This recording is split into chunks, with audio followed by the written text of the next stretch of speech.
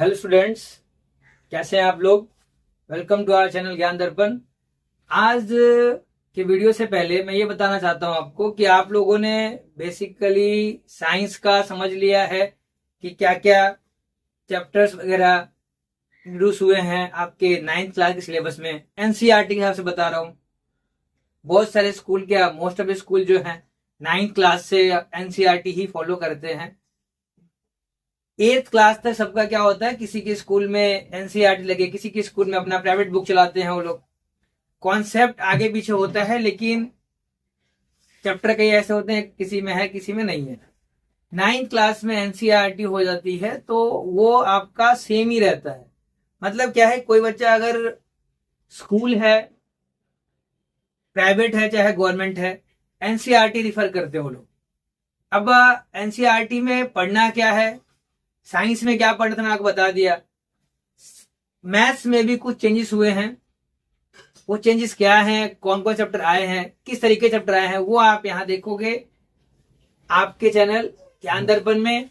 लेकिन उससे पहले जिसने लाइक सब्सक्राइब नहीं कर रखा वो भी लाइक सब्सक्राइब कर लो, और जिन्होंने कर रखा है वो शेयर करो, ताकि जो बच्चे भी 9th क्लास में आने वाले हैं, अभी जिन्होंने 8th के एग्जाम दिया है, उनको पता लग सके, पता चल जाए कि 9th में उन्हें पढ़ना क्या है। कई बार बच्चों को पता ही चलता है क्या पढ़ना है, ऐसे में फर्स्ट टर्म का फिर एग्जाम आ जाता है। बुक्स 10 मार्च के बाद अवेलेबल होगी, लेकिन उससे पहले हमें पता चल जाए क्या क्या पढ़ना है। आपको इस चैनल पे सारी बातें बताता रहूंगा, क्या क्या पढ़ना है, किस तरीके से पढ़ना है। तो उसके लिए आपको लाइक सब्सक्राइब और शेयर तो करना ही है, जिससे कि टाइम टू टाइम आपको अपडेट मिलता रहे। एनसीईआरटी से रिलेटेड हो गया, एग्जाम से रिलेटेड हो गया, क्या पढ़ना है, किस तरीके से पढ़ना है। और इसके अलावा कोई भी एजुकेशन से रिलेटेड डाउट हो आपके पास, पढ़ाई से रिलेटेड कोई भी डाउट हो, तो आप मुझे मैसेज कर सकते हो, कमेंट कर सकते हो, जी ये समझ में नहीं आया सर आप मुझे बता दो, बिल्कुल आपको इसका समाधान मिलेगा। उससे पहले आप ये देखो इस वीडियो में आपको क्या क्या पढ़ना है। एनसीईआरटी 9th क्लास का जो स्टूडेंट है उसको क्या पढ़ना पड़ेगा 2026-27 के एग्जाम के लिए, 9th का मैथ। तो पहला चैप्टर जो है आपका वो है कोऑर्डिनेट ज्योमेट्री। ये पहले वाले बुक में भी था कोऑर्डिनेट ज्योमेट्री, ये अब के बुक में भी कोऑर्डिनेट ज्योमेट्री। क्या क्या चेंजेस है जब बुक आएगा तो देख लेंगे आप भी और हम भी। इंट्रोडक्शन टू पोलिनोमियल आपका सेकंड चैप्टर है। पोलिनोमियल तो पहले था ही, नाम थोड़ा सा बदल दिया, या अंदर क्या क्या बदलेगा वो भी देख लेंगे। नंबर सिस्टम फर्स्ट चैप्टर था, स्टार्टिंग से पढ़ते आ रहे हो नेचुरल नंबर के बारे में, इवन नंबर, ऑड नंबर, किस तरीके से प्लॉट करते हैं नंबर लाइन पे, वो सब आप इसमें देखोगे। इंट्रोडक्शन टू यूक्लिड ज्योमेट्री ये इस बार भी था, इसमें एक्सियम वगैरह होते हैं, वो आपको याद रखना है, किस तरीके से प्रूव करना है। चैप्टर पढ़ेंगे जरूर सीखेंगे उसके बारे में। लाइन्स एंड एंगल सेम है ये, इसमें कोई बदलाव नहीं है। अब अंदर क्या बदलाव है वो देखेंगे। ये चैप्टर आपका ये पहला आ गया आपका coordinate geometry, introduction to polynomial, number system, introduction to Euclid geometry, और एक है आपका लाइन्स एंड एंगल। ये 5 चैप्टर आपको स्टार्टिंग में मिले।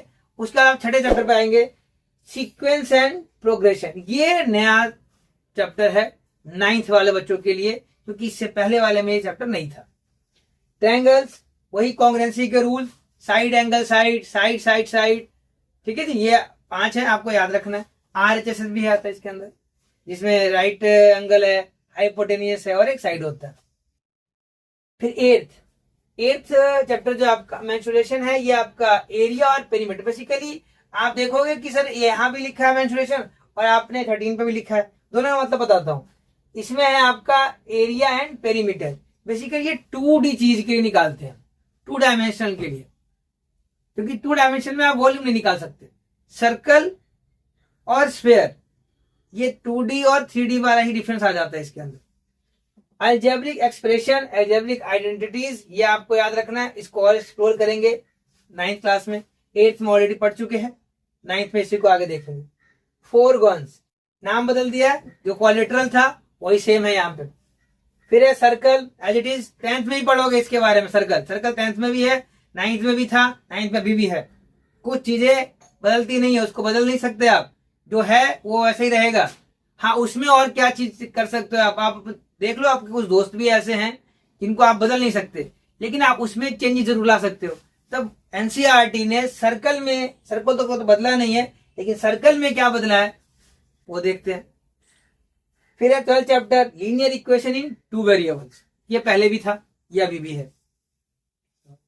मेंसुरेशन, ये है आपका surface area and volume, chapter का नाम सरफेस एरिया एंड वॉल्यूम, पहले भी था। ये आपका 3D है और ये आपका 2D है, नाम वही, ध्यान रखना इस चीज का। तो ये आपके 13 चैप्टर तक हो गए।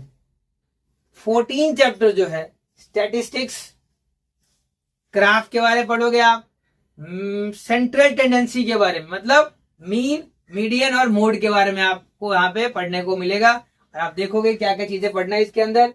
फिर है आखिरी प्रोबेबिलिटी, संभावनाएं, हिंदी में प्रायिकता कहते हैं इसको। चैप्टर का नाम बड़े ध्यान से देख लो, क्योंकि पेपर क्वेश्चन बड़े इजी आते हैं इसके, लेकिन कॉन्सेप्ट समझ में आ गया तो इजी लगेगा ही। ये 15 चैप्टर पढ़ना है आपको। आपको यहाँ क्लासेस स्टार्ट करूंगा मैं जल्द से जल्द, उससे पहले आप सब्सक्राइब जरूर कर लो, जिससे आपको अपडेशन मिलता रहे आपके सब्जेक्ट से रिलेटेड, मैथ से रिलेटेड, साइंस से रिलेटेड, एसएसटी और इंग्लिश से रिलेटेड, या जो भी सब्जेक्ट आप पूछना चाहते हैं उस रिलेटेड आपको इसका वीडियो जरूर मिलेगा, जिसमें आप पढ़ के स्कूल में जरूर अच्छे मार्क्स लेकर आओगे। उससे पहले बताता हूं कि अगर कभी ऐसा हो कि सर एनसीईआरटी पढ़ना कैसे है, वो भी आपको नेक्स्ट वीडियो बताऊंगा कि एनसीईआरटी पढ़ना, पहले बुक तो मिल जाने दो, फिर पढ़ना कैसे है, कैसे पढ़ाना है वो आपको बता दूंगा, जिससे आप आराम से इजी तरीके से पढ़ लेना बिना स्ट्रेस लिए। फिर अभी भी तो 9th में आए हो, अभी 8th क्लास की मासूमियत है, बनी रहनी चाहिए बिल्कुल, जैसे आप 8th क्लास में मासूम थे ऐसे ही बने रहो। इसकी वजह से टेंशन लेने की जरूरत नहीं, इसके लिए मैं बैठा हूं, मैं करा दूंगा आपको, तो आपको घबराना नहीं है, आपको सिर्फ सब्सक्राइब करना, तो मिस ना करो, जिससे कि आपको सभी चीजें अप टू डेट मिलते रहे। All the best.